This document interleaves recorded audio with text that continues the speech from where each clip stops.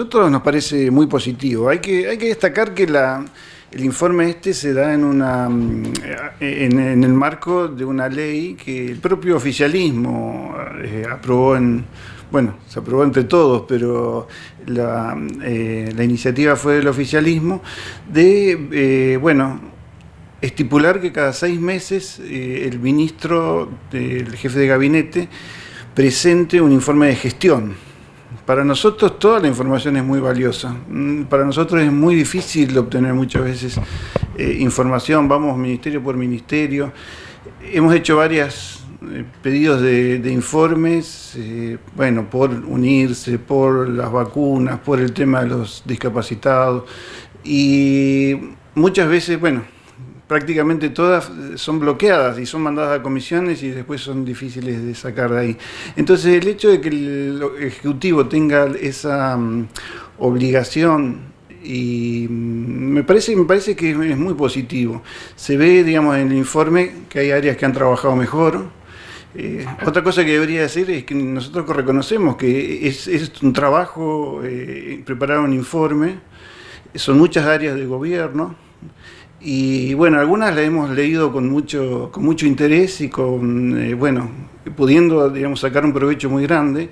En otras eran informaciones que ya estaban publicadas y eran apenas un esbozo y en realidad no ampliaron nada. Pero bueno, me parece que es un muy buen comienzo de lo que tiene que ser una rutina de que el Ejecutivo informe sobre su gestión. Con respecto a este hecho que se da de que algunas de las preguntas que ustedes realizaron y que anticiparon, que dieron por anticipado al Ejecutivo, que se decía que iban a ser respondidas por el artículo 8, se iba a acercar la documentación, ¿esto con qué tiene que ver? ¿Cuál es el criterio y en qué tiempo les llega a ustedes la respuesta de esto? Bueno, por el artículo 8 de esa ley, el ministro puede responder por escrito cosas que no ha podido contestar en la sesión. La sesión fue de 5 horas, la verdad que fue muy extensa. Cada diputado tuvo unos 7 minutos y se fueron respondiendo las preguntas parcialmente. Básicamente me parece que las preguntas que nosotros hicimos, el problema del ministro era que no tenía los datos, por ejemplo, la deserción escolar. Pero estas preguntas fueron acercadas por anticipado con antelación. Sí, bueno, el mecanismo fue que 7 días antes se nos acercó el informe de 400 páginas y nosotros el día lunes, la sesión fue el miércoles, anticipamos las preguntas. Lo que pasa es que me parece que hay muchas áreas que no tienen o no la quieren revelar. Por ejemplo, los aspectos de deserción, los aspectos de vacunación de docentes. Hay toda una serie de aspectos que nos hubiera gustado tener. Por ejemplo, muy importante el tema de la pobreza, ¿no? Estamos frente a un informe de gestión en el medio de la pandemia que no tiene datos de pobreza y de... No hay referencia casi. No hay prácticamente referencias y eso es algo que me parece que saliendo de la pandemia nosotros tenemos que ver en un panorama que realmente ha sido devastado, ¿no? Hay industrias enteras como el turismo que, bueno, que necesitan ayuda y me parece que lo primero que necesitamos hacer para conseguir, digamos, cambiar la realidad es reconocer los problemas, ¿no? Por ejemplo, si no reconocemos que hay deserción escolar, ¿cómo podemos afrontar el problema y cómo reenganchar a los chicos que han dejado? Y bueno, y todo el tema del turismo y la desocupación que ha dejado eso en las localidades es tremendo. Y la pobreza, como también dijimos en otros medios, en realidad es la primera vez que la provincia está pagando menos sueldos que un comercio cualquiera, y muchos de los empleados públicos están debajo del nivel de pobreza. Entonces, nosotros no cuestionamos que la pandemia eso fue un problema enorme y que el gobierno también está muy tironeado por esto, en algunos casos apabullado, y en algunos casos se quisieran hacer bien las cosas y no se pudo, pero hay que enfrentar los problemas, y me parece que en un informe tan extenso tendría que haber habido una especie de análisis un poco más profundo. A veces se piensa que estos informes son como para que el gobierno diga todas las cosas que hizo y para que los diputados oficialistas lo elogien durante 2 o 3 horas y después todos a casa. En realidad me parece que hay que aprovechar estas ocasiones para mejorar las políticas, discutirlas democráticamente, que para eso estamos los diputados y el Poder Legislativo. Sí, no hubo una interpelación, un debate con fino, un análisis, ¿no? Con respecto a cuestiones básicas, por ejemplo, ¿qué conclusiones le quedaron en cuanto a inversión en salud o políticas de salud, educación?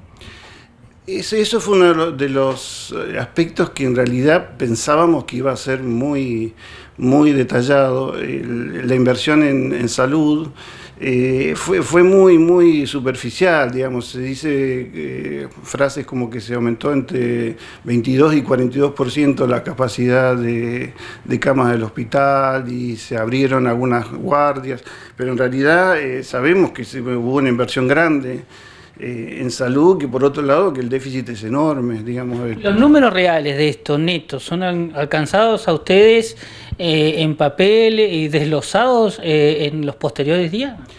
Bueno, el informe del Ministerio de Economía es bastante detallado. Hay cosas como, por ejemplo, los montos del fondo Unirse, que eran un poco difíciles de encontrar y son, digamos, por otro lado, de mucho interés para las municipalidades, porque el fondo Unirse maneja alrededor de 2.600 millones de pesos, pero que estaba, digamos, de alguna manera destinado también a las localidades mineras, que son las que principalmente generan estos recursos, ¿no? Bueno, esos datos están desglosados en el informe del Ministerio de Economía de una forma bastante detallada. Hay otros datos, por ejemplo, en salud hay muy poco informe sobre cómo se invirtió todo este tema. En salud hubo partidas especiales para el tema del COVID, y bueno, todos sabemos que en realidad es deficitario. Lo que más deficitario me parece en el informe es el área de educación, que prácticamente no se informa nada que no haya estado ya publicitado. Por ejemplo, bueno, cuál es el semáforo por el cual van a volver a las clases, o cómo han sido los aumentos a los docentes, que fueron además por decreto porque no fueron aceptados, y bueno, son 10 páginas que son en realidad muy, muy poca información, que es la que nos parece que es el principal problema del gobierno en este momento, ¿no? La salida de la pandemia, cómo hacemos para reconectar a los estudiantes de nada menos que de Caleta Olivia y de Río Gallegos. Son miles y miles de estudiantes con muchas escuelas. Bueno, y otro aspecto que vimos en el informe que queda claro es que el 0,6% del presupuesto de educación está destinado a mantenimiento. Entonces, ¿cómo hacemos con esos pocos recursos para recuperar las escuelas para la presencialidad? Sabemos que están muy afectadas los edificios escolares. Y también se han hecho trabajos, pero no tenemos información sobre eso, es muy difícil. ¿Van a continuar analizando lo expuesto por el jefe de gabinete, desmenuzándolo un poco más por ahí, para tomar alguna definición en consecuencia? Sí, por supuesto. También están los informes que tienen que venir por el artículo 8, que son los informes complementarios. Y bueno, esto me parece, como te decía, me parece que es una información muy valiosa para nosotros, para discutir y para hacer propuestas nuevas, ¿no? Porque de eso se trata, ¿no? De criticar al gobierno y el gobierno de autoelogiarse, sino ver dónde estamos y ver hacia dónde vamos. Como sociedad tenemos que de alguna manera restañar esta grieta y salir adelante. La gente ya está cansando, no quiere que los políticos sigamos peleándonos y acusándonos. Tenemos que buscar alguna manera de salir juntos, ¿no?